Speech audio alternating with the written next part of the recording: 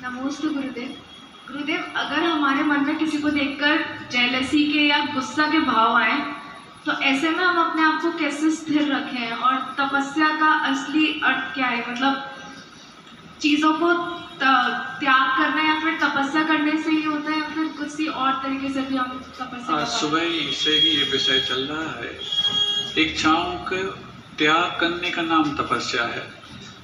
चीज़ों का त्याग हो जाए तो और अच्छी बात, लेकिन इच्छाएं मर चुकी हों और चीज़ें सामने रखी हों तो आप समझना कि आप तपस्वी हो चुके हैं।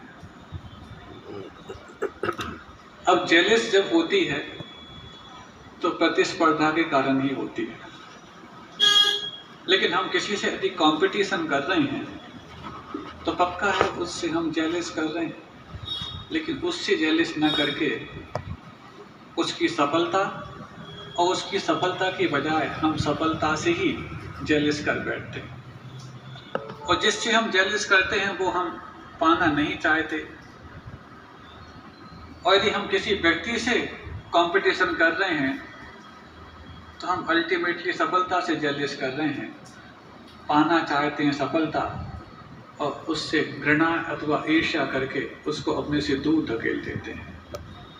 तो इस जेलस से यदि बचना है तो कंपटीशन के बजाय कोऑपरेशन करना है, क्योंकि कोऑपरेशन करते वक्त उसके अवसर पर हमारा उसको सहयोग देने का जो भाव है वो हमें अनुभव दिलाएगा। और जब हमारा अवसर हमारे सामने आएगा तो हमारे अवसर पर हमारा अभ्यास अनुभव का साथ आपो आप पा जाएगा।